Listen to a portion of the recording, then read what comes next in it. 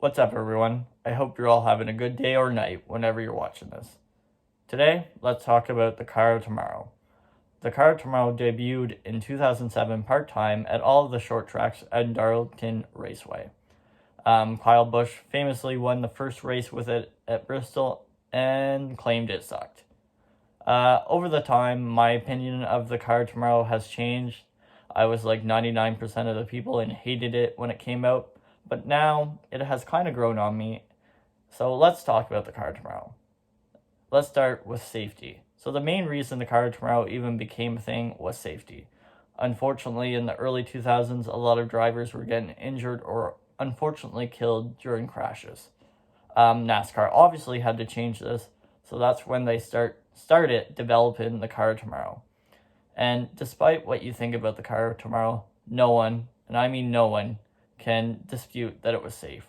You look at Michael McDowell's Texas 2008 crash, or Joey Logano's Dover flips, or even Elliott Sadler's Pocono crash where the engine literally was ripped from the car.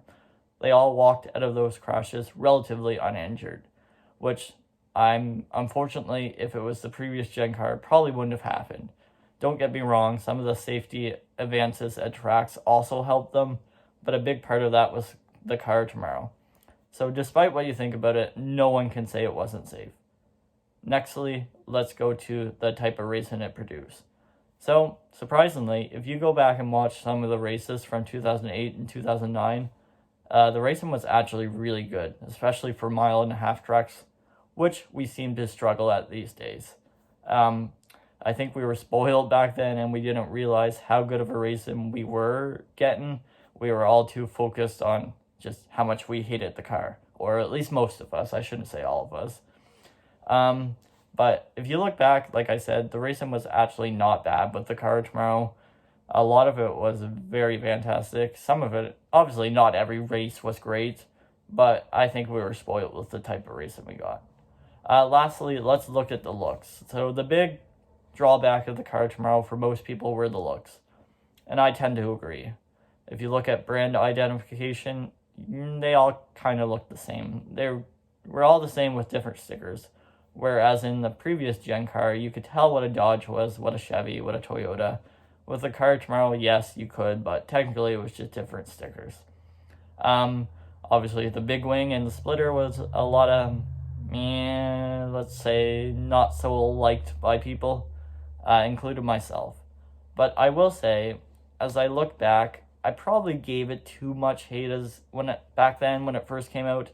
It didn't look terrible. Yes, I still think it looks like a cardboard box, but back then it just got so much hate, which looking back probably wasn't warranted. We were all just so spoiled with the Gen 4 car and the looks, and when I think of race car, I technically still think of Gen 4. I do like the current bodies we have, but the racing unfortunately isn't great. But a lot of that's probably to do with packaging. Car of Tomorrow, it has grown on me a little bit. I definitely think I gave it way too much hate back in the day. Let me know what you guys think. That was just a short little video on my opinion of the Car of Tomorrow.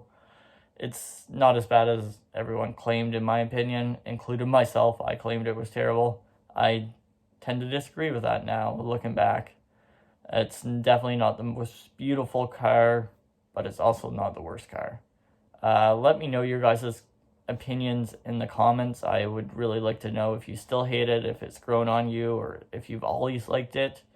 As always, thank you for watching, and have a great night.